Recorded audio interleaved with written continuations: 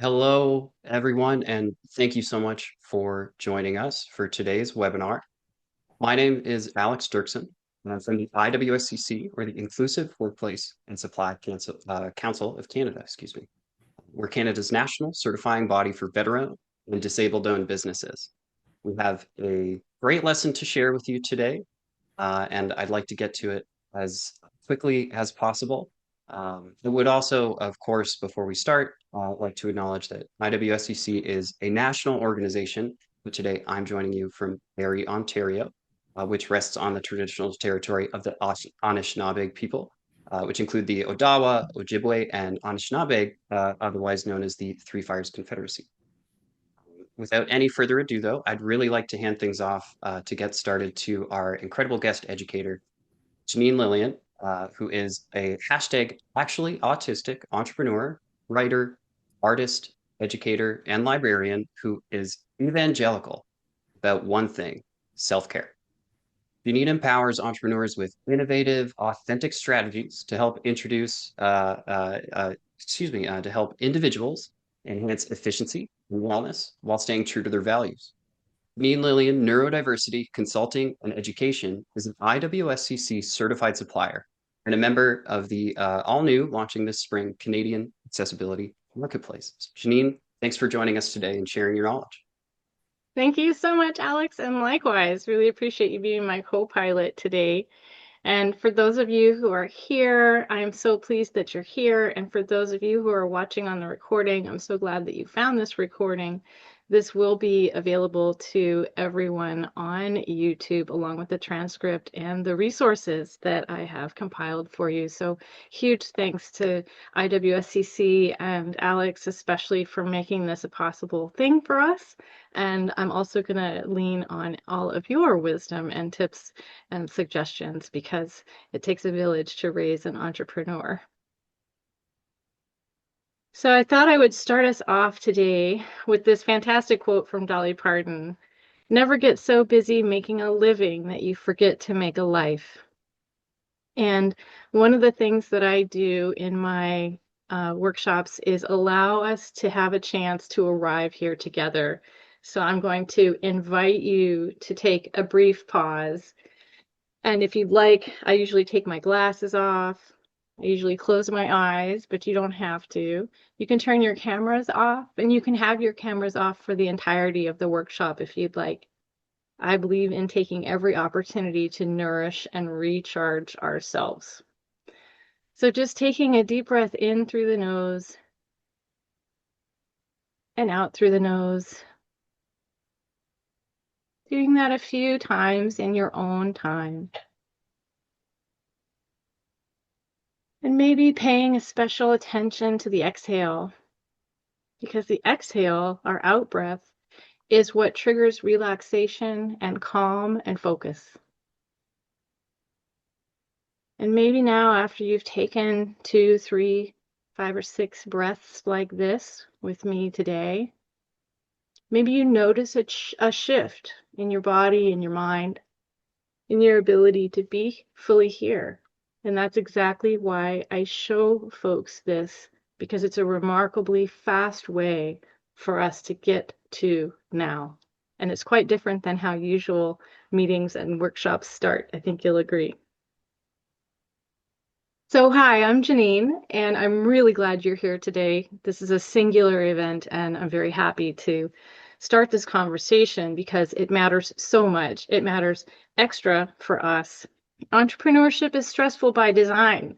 Nobody who starts their own business is free from stress. In fact, no living being is free from stress. We need a certain amount, but a whole lot less than we usually have in order to survive. So entrepreneurship for us is stressful in general. A lot of us are overscheduled and overwhelmed most of the time. Many of us are overspent in every domain. So we're going to talk about what really helps with that today rather than just point it out. This is not about being judgmental towards yourself or others. It's about your strengths and focusing on things that can benefit all entrepreneurs, all adults, all people. And your work and your life aren't separate. For me, my work is my reputation, and my reputation is my work. I choose not to engage with social media or LinkedIn. And so I've built a 100% remote business based on basically word of mouth and my reputation. And so that seems really risky to a lot of people, but our work and our life aren't separate. Our bodies and our minds aren't separate. We navigate the world and think that they are, but I challenge you to find the actual line that divides them. And traditional advice leaves disabled and veteran founders behind. Traditional business advice focuses on metrics that are not measuring what matters for us, focuses on product and productivity, which isn't really why we became entrepreneurs in the first place.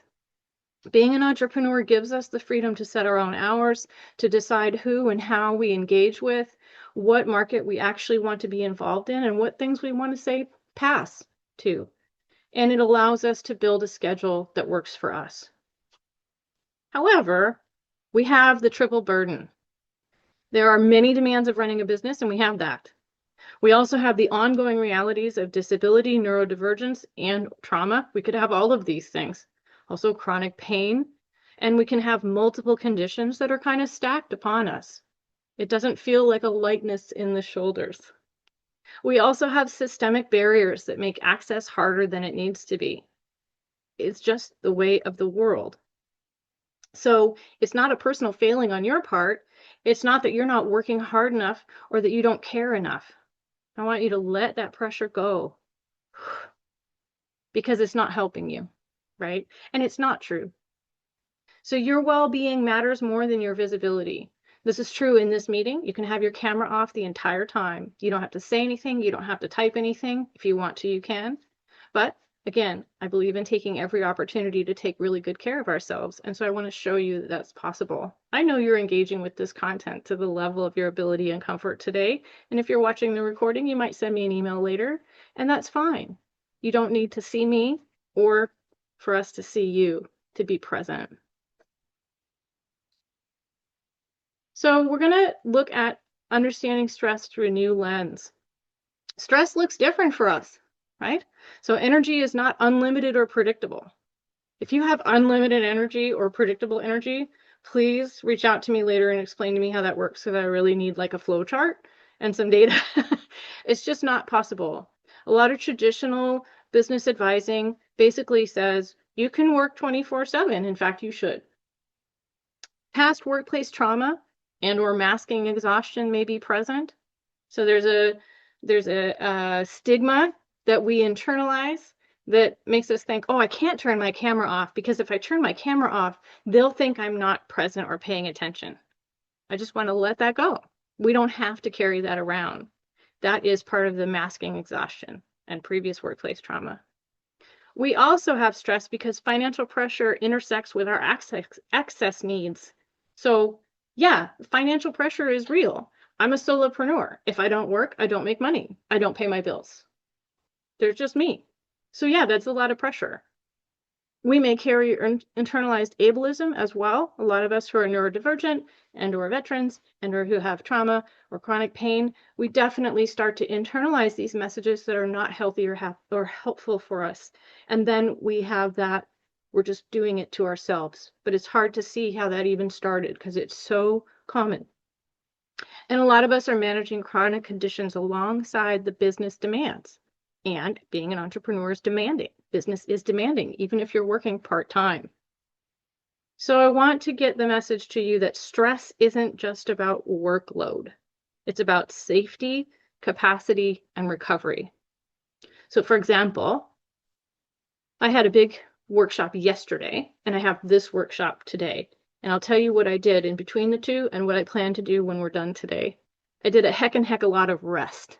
I drank lots of water and I rested. And if I couldn't nap, I rested. The only reason I'm able to persist is because I rest. And I take rest so seriously. It is honestly, self-care is the only thing I'm evangelical about. But this is part of the reason why being an entrepreneur and making my business the way that it goes works for me, because I'm able to build in that plan. Okay, I have this, I'm going to do this, I'm going to give these gifts, and then I'm going to recharge so that I can come back and do it again. Michelle Obama says we need to do a better job of putting ourselves higher on our own to-do list. I think this one is going to be the standout quote of the day. So I want to introduce to you the RISE framework. This is a strategy for empowered self-care, and RISE is an acronym so that we can help compartmentalize to a certain extent and understand these different facets. So we've got recognize your patterns and power, because anytime you have the ability to make a choice, that's power. And if you don't choose how to spend your time or energy or money, somebody else will, right? So we want to take advantage of the power we have. You want to integrate. So these are taking the practices that energize you, including rest and pursuing things that make you feel joy. Systematize. So this is basically finding ways to systematize your success. And we're going to talk about this in a little while, the external brain. These are systems that you rely on so you don't have to constantly be reminding yourself. Unfortunately, we live in such an age where we have endless tools available to us to have an external brain.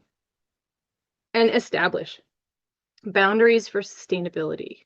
So a lot of us have trouble saying no. Sometimes it feels uncomfortable. Sometimes we feel like we have to explain like a long 3-paragraph essay about why we're saying no. No is a complete sentence, and boundaries are vital for your success in life as a whole, regardless of if it's work, personal, or both. Growth and comfort do not exist. This quote from Virginia Romney, I think, really points to what we're up against right now. So I want you to think about when you were a younger person and you maybe outgrew your shoes and you knew, even if it was your favorite pair of shoes, that you were going to have to change, but we can't be comfortable and grow at the same time.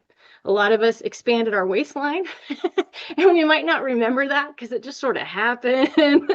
But I want you to think about a time when maybe you do have that feeling in your body that you felt uncomfortable because you were growing.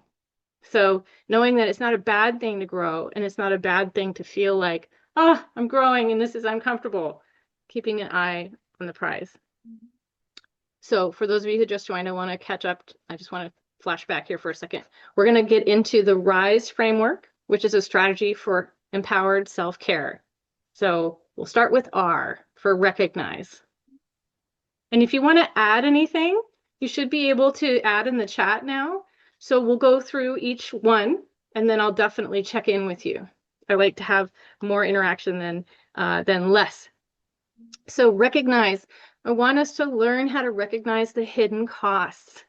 We have executive function tax that demands the cognitive load of switching tasks and making decisions.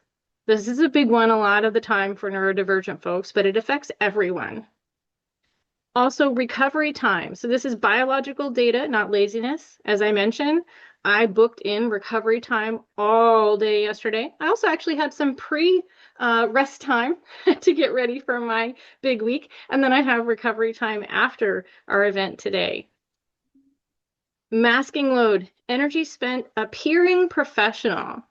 Now, if you don't immediately identify with this one, I want you to imagine that you're a receptionist in an office that has like a big entryway and you're the first point of contact.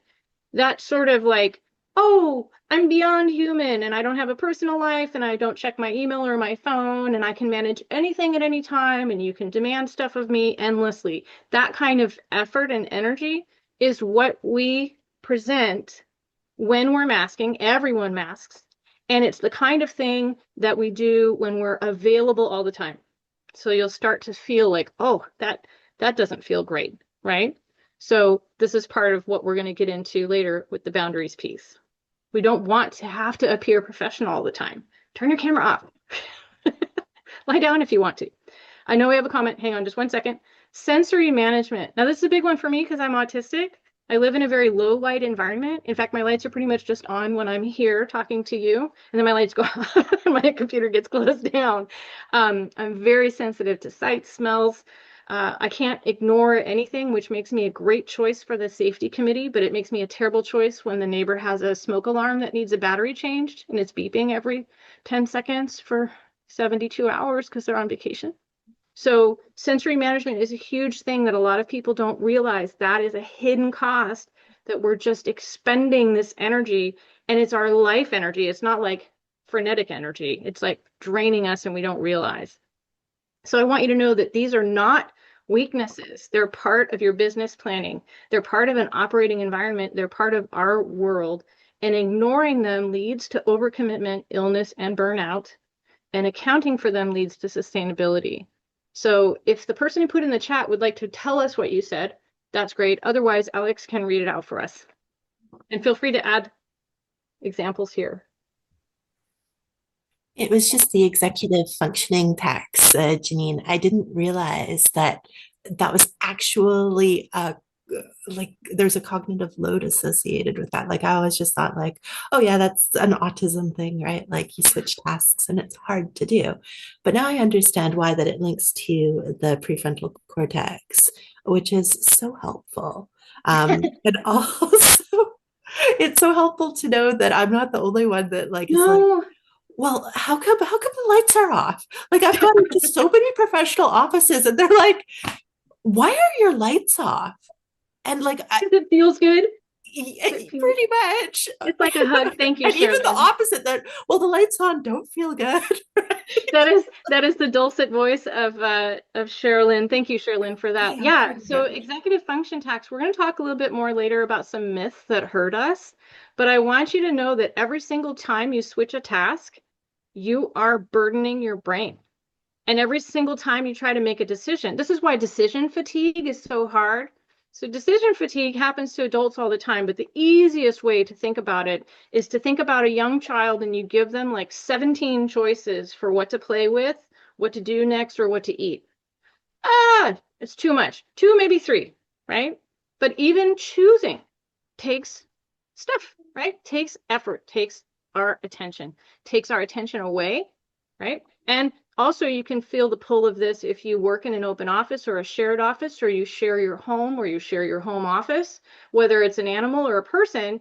You could be working on a task and then your phone beeps or your email pulls you away to another email or, another window, or you've got a chat thing, or your animal threw up on the carpet, or you know what I mean? Like it doesn't have to be a bad thing that's distracting you. There's just a lot of things that are going to be pulling your attention hither and yon. And so that takes effort, right? And it takes your attention and your energy, it's not a personal failing on your part. This is something that we all experience, and sometimes it's more heightened, and sometimes it's harder to identify. Okay, so again, feel free to add in the chat or at the end of the slide, we'll see if anybody has comments or questions or tips on this one. So this is integrate, I for integrate. We're in the RISE framework. These are the 4 pillars of self-care. So self-care works best when it's embedded into how you operate. So physical, right, is one of the 4 pillars. So your body is a business tool. If you don't do business, you are not making business progress, right? If you're a solopreneur or if you're the boss, if you make the decisions, things stop. If you're sick, that's it. So rest is a requirement. And also I want you to know, like if you have one post-it note that you ever make from my workshops, I want it to say rest is productive. So rest is productive. So is meal planning and meal prep, taking care of your physical person, seeing your physician, taking your medication as directed, getting your eyes checked. Maybe your glasses are way out of date and you're really making it harder, even harder to focus, literally focus. Also, emotional is another pillar of self-care. So safety and boundaries protect your energy. If you're trying to work from home and you've got people arguing and people coming in and out and kids screaming and you don't have a place to sit, so you're sitting on the floor or the couch, that's not really a physical or an emotionally safe place, right, to work from. How can you possibly feel productive, feel focused when all of that is going on around you? Then we've got the mental cognitive pillar. Your brain needs non-productive white space. Sometimes people call this downtime, but it's a little tricky because downtime usually means binging 17 episodes in a row in the middle of the night or doom scrolling, which is actually kind of different. It's a distraction versus a non-productive time. So anybody ever had a great idea in the shower or when they were walking or when they were driving a long distance, not like errands, but like coast to coast? That's why we need that space, because the mind, as we know, does all kinds of magical and sometimes very irritating things, and it does it without us. So giving the mind a chance to catch up to us and process gives us the ability to get to that white space, to get to those creative ideas, to get to the part where we feel energized. I see somebody has a comment. Give me one sec. The fourth pillar is the structural systems, right? So these are tools that reduce friction and cognitive load.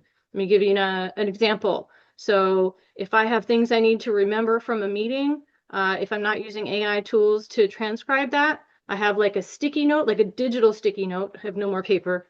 And I'll type, okay, somebody's doing this on the team and I'm going to do this. And here's the next date we're going to meet, right? So I keep a little thing right there. So it's right there. And then if I need to put something in the chat or if I need to send an email, I can just copy and paste.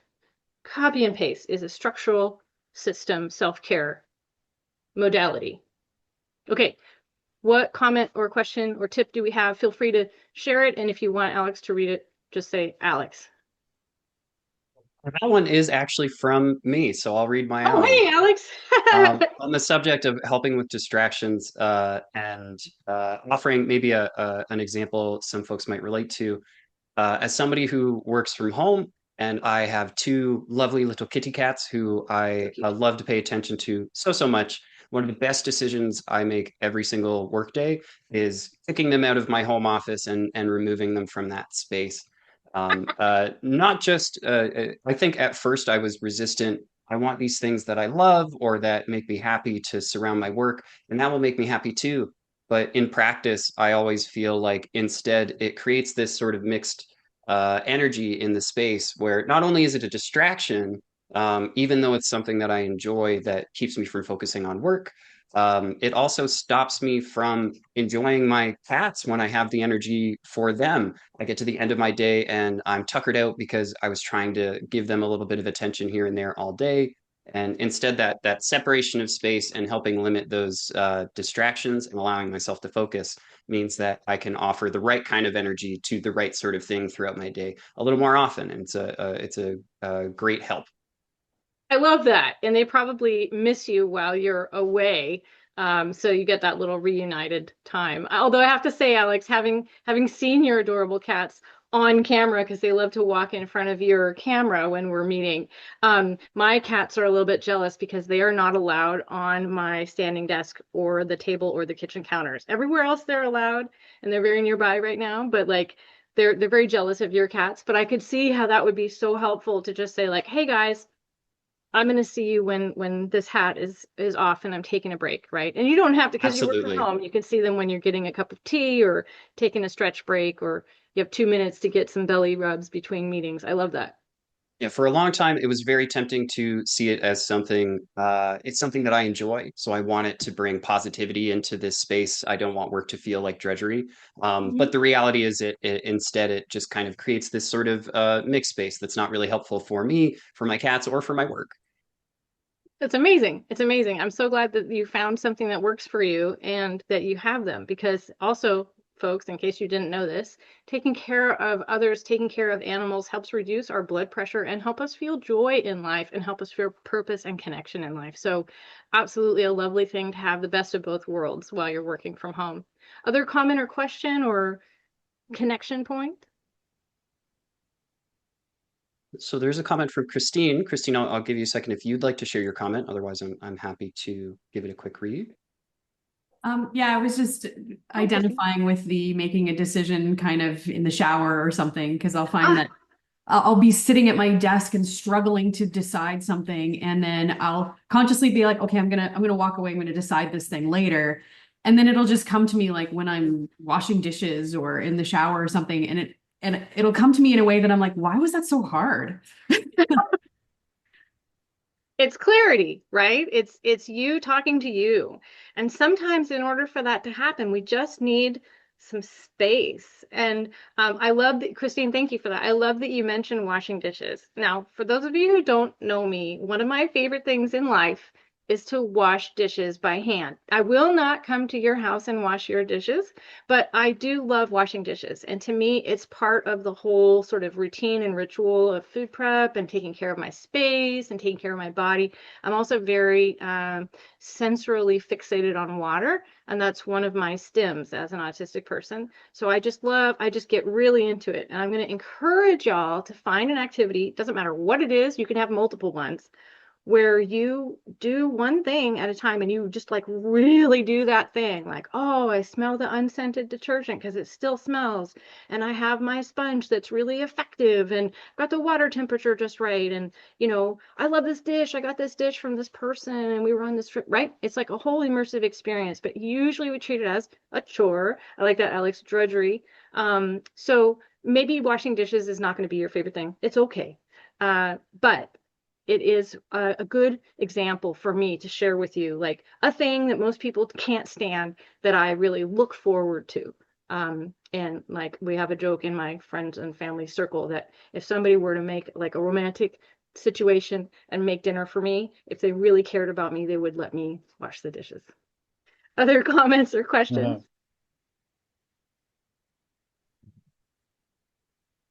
Saw somebody type something, but I can't see the chat. Is that helpful to know that I can't actually see the chat at this moment? And yeah, so we have just some quick solidarity from a fellow cat owner who's getting some side eye as we speak. Nice. And a quick some additional solidarity from Jen. Thank you, Jen. Always have a clear thought or idea when I go to the washroom. I always thought it was odd, but now it makes sense. And from Devin, sometimes Devin enjoys resting on a completely dark room with no lights on, especially when things are busy or stressful for a long duration. I love it. That's my kind of party, man. Thank you so much. Yes, and thank you for mentioning the washroom.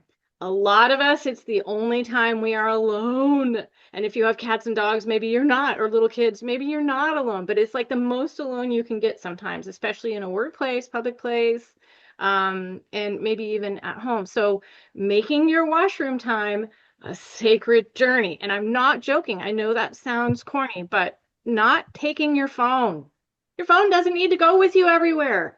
Your phone shouldn't be allowed in the washroom. My phone's not allowed in my bedroom, my washroom, and it charges in the kitchen. So when my alarm goes off, I have to go to the kitchen. It's fantastic. I can't even tell you. I could go on and on. But I love that about the washroom. Make the washroom your private personal time and focus at the task at hand. Okay, so I just want to do a little bit of recap on this. They might not be written in the slides here. I just have some notes here. So your body affects your decision-making ability, right? Rest is a requirement, as well as food, etc. And it is productive. And emotional safety protects your energy. Your brain needs non-productive white space time, and systems reduce the cognitive load. So if one area, physical, emotional, mental, structural, is neglected, the others compensate because we're magical beings, but it's often at a high cost to us, to our wellness. Okay, so S in the RISE structure is to systematize. So I want you to think of this as time does not equal capacity. Couple things about time.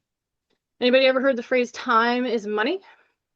A lot of times when you're an entrepreneur, that's all people say. Time is money. No, it's not. Time isn't money. Time is how you are choosing to spend your life energy. And as I mentioned earlier, if you don't decide how to spend your time or energy or money, someone else will. Some other company, some other person, some other thing, right? You'll be pushed and pulled in these different directions. And I want you to start thinking of time not as money. If time was money, I think we'd all be broke. But time is not your capacity either. Time is how you're choosing to spend your life energy. So we want to recognize that you can have time and still not have capacity. Like, for example, I mentioned my big week this week, right? 2 wonderful opportunities came back to back, and I said yes, and I did it because I built it out with this rest time. And so I'm not going to have any meetings after this. And I didn't have any meetings after yesterday. And I might not send any emails until tomorrow or the next day. It's all good. This is what I love so much about us not being open heart surgeons. It's all good. It's okay. Right? So energy aware scheduling is a time management tactic that actually works because you're not managing your time. You're managing your energy. You're protecting yourself and you're making it possible for you to be here.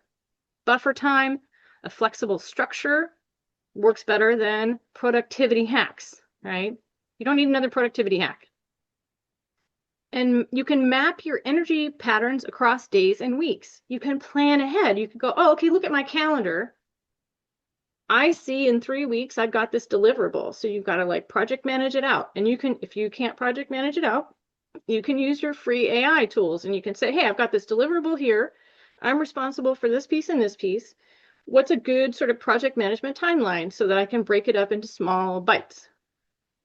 And that's fantastic because then it's not as stressful. It's not as difficult. It's step at a time because anything in life is just a step at a time anyway. But we try to do the whole thing at the same time. Like if you have a business plan, you can't do the whole thing at the same time. You can't do the whole thing in a day or a week. It's a long legal document that takes a lot of research and hyperlinks and a lot of extra water to drink. But you can't do it all in that amount of time, even if you are feeling super productive. So you need to make it manageable for your personhood. Be kind to yourself. And here's my pro tip. Okay, so I know a heck of a lot of entrepreneurs who don't have a formal business plan.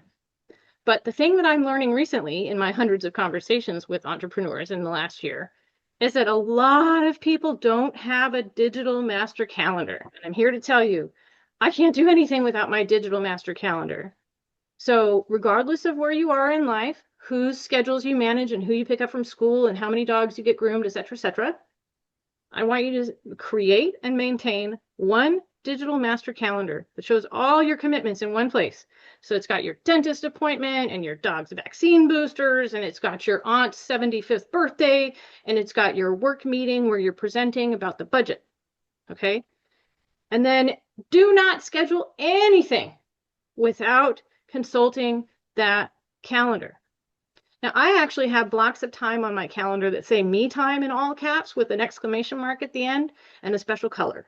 So I can look at my calendar and go, hey, oh my gosh, no wonder I'm so tired. I haven't had any me time in a while. I probably have had me time, but I didn't have like dedicated me time that I treat as a non-negotiable, kind of like a doctor's appointment. I'm not going to cancel that just because you said you want to go to dinner that day. We can go to dinner the day before or the day after, or even the next week. So how many people here actually have a digital master calendar? You might not even have one digital calendar, like of your work commitments, for example, or your dental appointments. Start with one digital calendar that's connected to your email, preferably. But it prevents overscheduling before it happens. If you cancel plans a lot, that means that your reputation takes a hit. This way, you can practice having boundaries, which will give you some verbiage in a minute. When somebody says, can you do this thing? And you can go look at your calendar, not even right then, you could say, I'm going to check it. And it gives you the ability to practice that, like, well, just because I have time doesn't mean I have capacity. Does this scare the heck out of anybody who's here? I might have to do a calendar class because I have a lot of friends and colleagues who are terrified at having a calendar. It's so helpful, guys. It's so helpful. Okay, I'm going to move to the next slide, but feel free to jump in if you have something to add. So E for the RISE framework, establish boundaries. Now, this should be establish and maintain boundaries because a lot of times when we have a too busy day or a too busy week, or we ended up in tears at the end of the weekend, or we feel we need a vacation from the vacation we just got home from, it's because we ran over our own boundaries. And that's a very frustrating feeling because then we know, oh man, I overextended past my own boundaries. That's almost worse than somebody stepping over the line on my boundaries, right? Because it's me doing this to me. It's okay. It happens a lot. It happens a lot. And this is stuff that people don't talk about, which is usually that's why I talk about it. So I want you to start thinking about boundaries as a business strategy. And actually, I think of boundaries as a life strategy, and it equals energy protection. Here's what boundaries do. Boundaries teach people how to treat your energy. So I'll give you some examples from my work and life. And I want you to know too that if you have established boundaries and you maintain boundaries, you can always change them. And it helps people understand what to expect from you. It helps you know what your scope of what to expect from yourself is. It reduces your decision fatigue and it protects your cognitive capacity. So, communication boundaries. Set specific hours for email and other channels like LinkedIn or Slack, etc. Remove your work apps from your phone. So, for example, say that you work a part-time job or a full-time job on top of your fledgling business, and you're expected to be available in multiple channels. That's pretty exhausting. And it makes a situation where you're constantly pulled from your task. You're like, oh, I got my tea, I got my dog, I got my laptop, I'm ready to go. I just sat down, and then it just starts, right? And then there goes your day. You can spend your whole day going from task to task and alert to alert. So if you have a job that's not your job, or if you have, like your business rather, if you have a work phone and a business phone, sorry, let me try this again. A business phone and a personal phone. On your personal phone, don't check your work email. Don't have any of that stuff on there. This is going to help you because if you feel like you're working all the time and if you feel like you can't focus and you can't remember anything and you started to think you have brain fog or some hormonal imbalance, I guarantee you it has to do with how overstretched you are in this domain of the communication boundaries. It could also be a scope boundary. So clearly define what is and isn't included in your services. For example, sometimes I meet with people and I don't charge them and I give them a consultation because they have questions about if they should pursue an assessment or what it means to get a diagnosis, or they've got a fresh diagnosis and they don't know next steps. And it's just easier and more empowering for me to connect with them personally. However, then they ask me to be their coach or their counselor, and I don't do that. So I say, I can refer you to some other people, but that's not what I do. Like I made this thing because I believe in this, and I wish there was somebody for me when I was going through this, and there wasn't, so I want to be that person. And that's the end of my scope. Calendar boundaries, blocking out no meeting days to protect your cognitive capacity. So if you're a brand new entrepreneur and you feel like you don't want to say no to anything,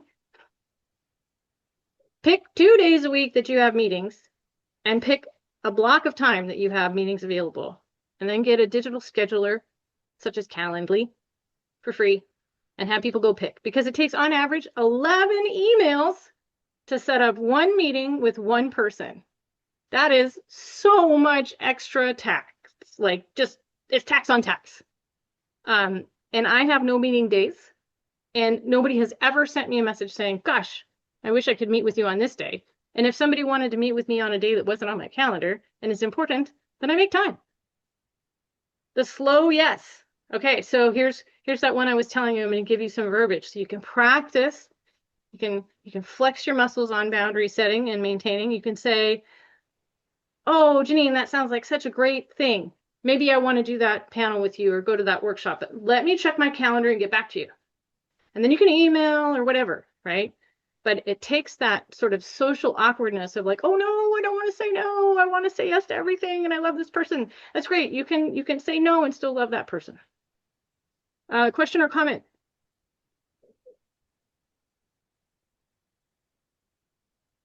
Anything?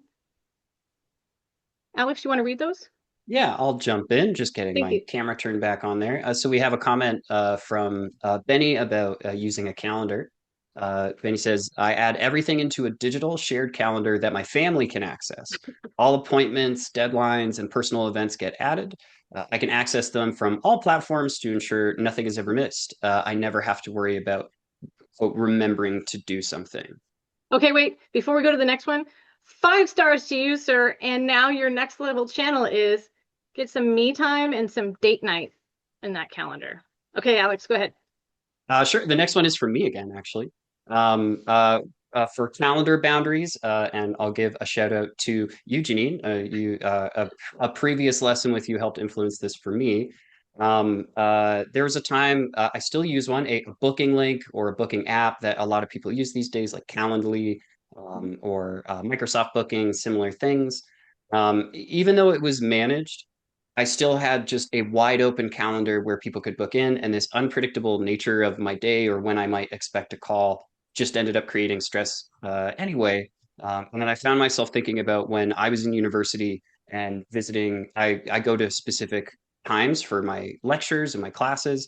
And then I also have a very specific time when I'm allowed to go and talk to my teachers, their office hours, and decided to do the same for myself. And putting a rigid boundary around office hours that I have that are available times when people can book in with me was a great way to reduce stress and then also mark out other parts of my day to be that focus time where I very happily ignore email, I ignore notifications, and I just let myself focus on the task work and the busy work that we all have to do every day.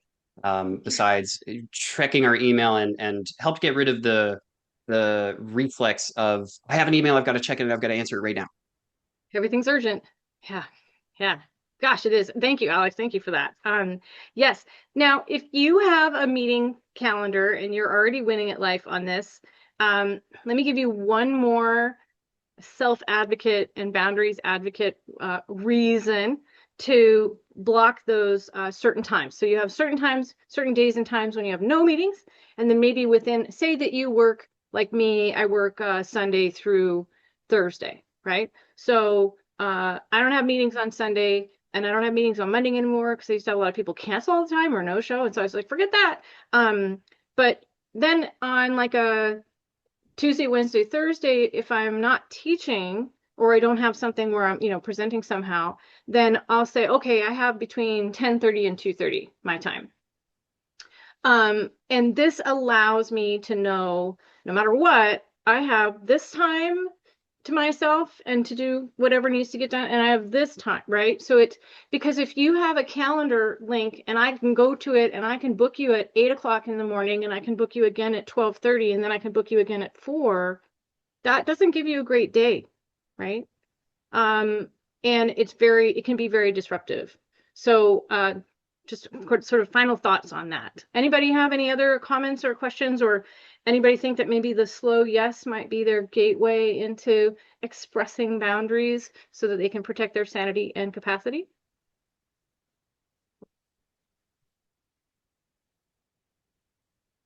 Okay. Now, this is one of my favorite quotes. A previous student gave it to me on a magnet for Christmas like 15 years ago, and it's front and center on my fridge. What would you attempt to do if you knew you could not fail? And this is by an unknown person. And I really thank this unknown person because I ask myself this question very often. If I knew I couldn't fail, that means I wouldn't be afraid and I wouldn't think I'd have to be perfect and I would try it out, right? That's usually my answer, some form of that. So then I go, okay, I'm going to do something that maybe nobody else does. And in this case, self-care is a big part. So physical self-care as a strategy. Your body is a business tool. So rest is a requirement. It's not something you earn. It's also, rest is productive. Recovery is strategic, so you schedule it like a high-stakes meeting. I gave you a couple examples earlier about how I use that, even in this very day. Movement can be gentle. It does not have to look like a gym. I walk every day. I don't have any special equipment. It's something I do. Move your body.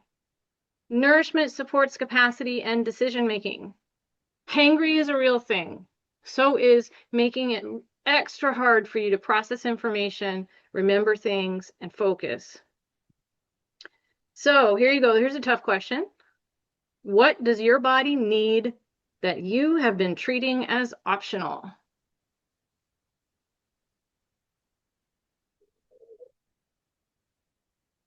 Anybody want to be brave?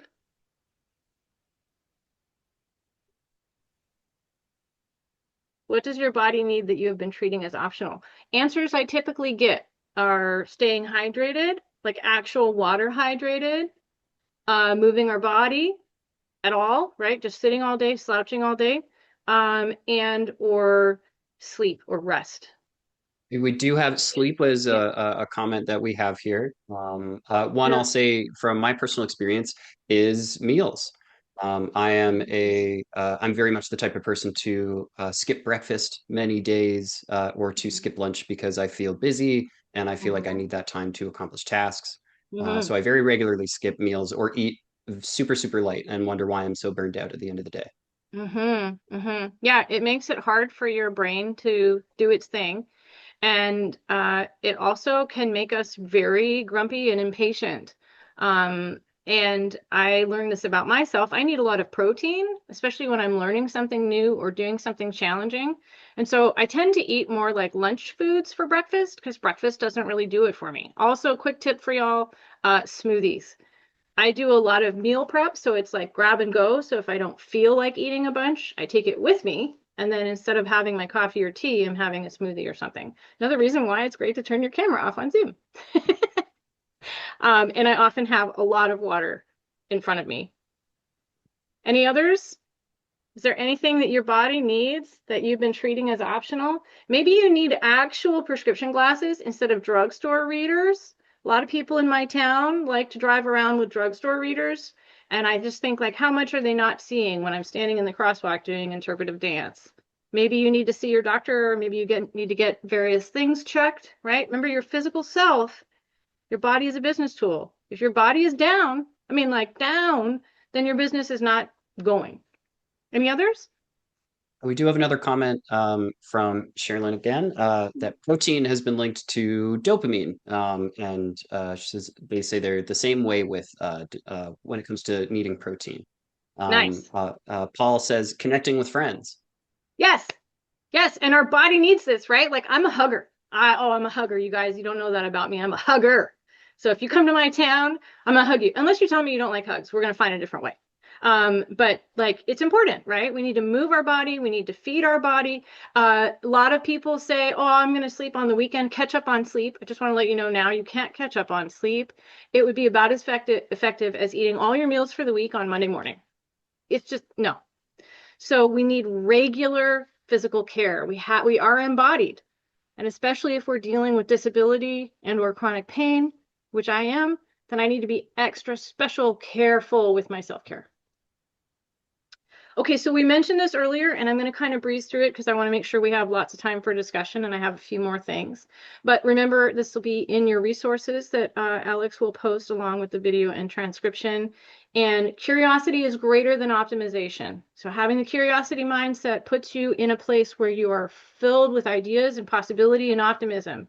That's the main reason why we make our own stuff, right? We make our own rules and we create our own businesses. And so we really want to stand in that place instead of, oh God, I feel the weight of all the things, right? And play restores executive function. Boredom is fantastic. Boredom is something that many of us haven't experienced since we were young kids. And I want you to know that if you can find a way to be bored, you are winning at life. Anybody want to name one thing you do purely for joy and not productivity? I'll give you one as an idea. Every year I reread a book that's a children's book.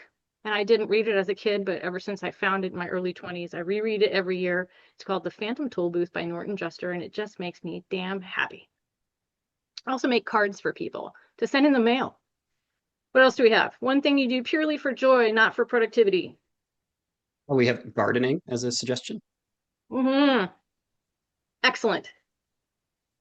If these questions in the reflection prompt are hard for you, please know that there's no judgment here. These are just opportunities for you to take something and run with it, right? You can go, hey, I haven't done anything purely for joy in a long time, possibly years or decades, and that's okay. I talk to lots of people and I hear this often.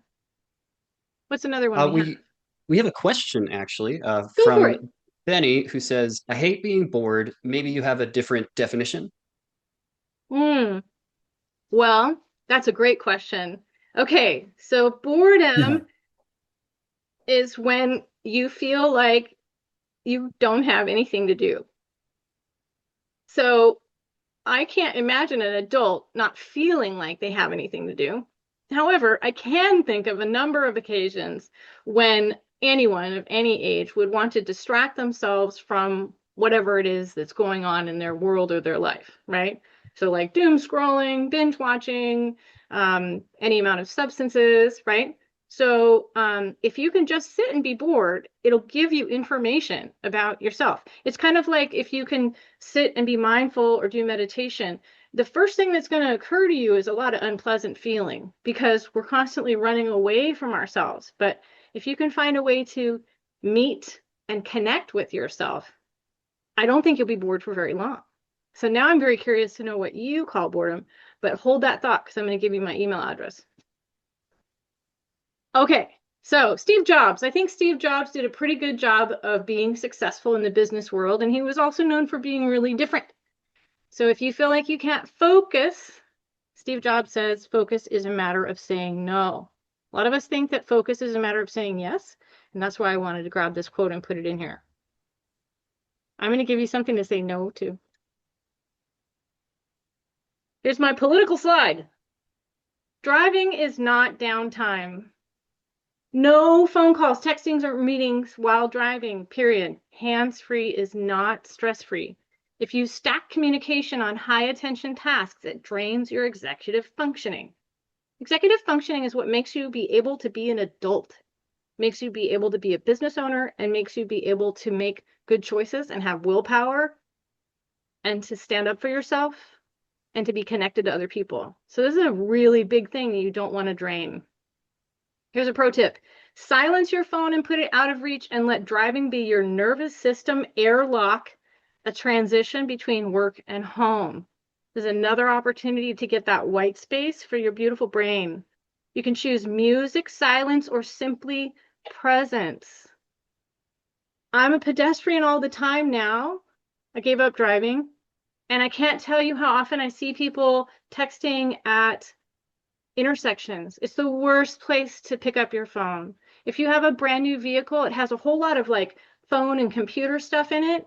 Try to disable that as much as possible. Like obviously you need your GPS if you need your GPS, but don't take meetings on Zoom, don't take phone calls, and don't text. Please don't. It takes a second, less than a second, to alter someone's entire life. And I was one of those people, and so that's why I wanted to add this. But I also wanted to tell you, I've met a number of entrepreneurs who say that driving is the only time they get downtime. So let's work with me. Let's find some time for you so that you don't have to take your life and other people's lives in your hands when you're focusing on something that is designed to take your full attention. I know it's radical. Okay, the productivity myth, and another myth that's hurting us, as promised. You don't have 40 productive hours a week, you have about 12 to 25. I would say that that's still a high estimate. Most entrepreneurs, especially if we have any kind of disability, chronic pain, or other conditions, can do 2 to 4 hours a day of clear thinking, strategic decisions, and/or deep work that actually grows the business. Deep thinking and strategic work usually total a few hours a day at most, and working longer does not create better results. It creates fatigue and reactive decisions. Also, please don't work when you're sick. I know that it's easier to, but it's not worth it. It makes it harder for you to get well. We want you at 100%. And it also is likely to create situations where you have to backpedal and redo stuff. Because when we're sick, we're sick. Oh, we don't want to create fatigue, reactive decisions, illness, and burnout, but we often push ourselves through. And success comes from protecting your best hours, not from filling your day. This is not a discipline problem, by the way. It's a human one. So we are human beings and we are not able to be productive. Humans are not productive in general. Also, another harmful myth we usually buy into is that multitasking is good and we believe we can do it. You can't.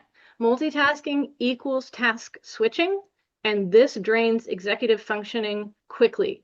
The remedy is to batch similar tasks together, use theme days or theme blocks like that calendar functioning we were talking about earlier, and focus on doing one thing at a time, which is all that we can do anyway. I know we have comments. I want to get there. Give me just a second. I'm almost at the end. Success doesn't come from what you do occasionally. It comes from what you do consistently. This quote from Marie Forleo is so helpful because it reminds us that it's not that if we go for a walk every 6 months or if we eat a healthy meal every 5 days. We have to have consistency, and the only way we can have consistency is if we have presence. And the only way we can have presence is if we slow down. So a lot of people are telling you to speed up and do more and work harder, and I'm here to tell you the reverse. Sustainability is built through small adjustments. So we are going to get to your plan. And here are some ideas. Focusing on your energy management over time management. So being the steward of your energy. We've already talked about protecting certain windows of time for your productivity or your meetings, having time blocks for non-negotiables, including rest, which is productive. Limit your input to a single channel. So I use my website to get people to give information, and then I use my email as my channel. So I don't have multiple channels happening. Limit your scheduling availability and never have back-to-back meetings. Turn off your camera during meetings and schedule according to your chronotype. If you wanted me to do this workshop 12 hours later, it would be a very different show. I do not function well in the late night. Maybe you don't function well in the early morning. Then don't have your meetings available during that time. Balance is something you find, balance is not something you find, it's something you create. And this quote by Jana Kingsford is going to drive us home to think about what you can do to create your personalized stress reduction plan. One change in the next 2 weeks. So you can choose from here. Maybe you've been wanting to read a book for leisure that has nothing to do with your business, or you've wanted to take a class, or you've wanted to have a date night, or you've wanted to go see a friend that you haven't seen in a long time because you've all been just too busy. Maybe you have a digital friction point that's really driving you crazy about scheduling, about email, about different notifications. Sustainable entrepreneurship is built through micro adjustments. So thinking about what are some micro adjustments that you might do that are easy to get to and that'll give you a big stress reduction, right? Because we're all carrying too much stress, so we need to reduce it. We can't really focus on the management. It's got to be reduction. Remembering that your business exists to support your life, not to consume it. And your experience matters, and I want to hear from you. And I want you to take excellent care of you and remember that your well-being matters more than anything on any to-do list. So I'm going to go ahead and stop sharing my screen so I can see you and see the chat. And I will share these resources with you via Alex. Anybody have questions, comments? Thank you so much. Well, thanks so much, Jenine, of course, for joining us for our first webinar of the year. I'll say a quick goodbye from the IWSCC as well.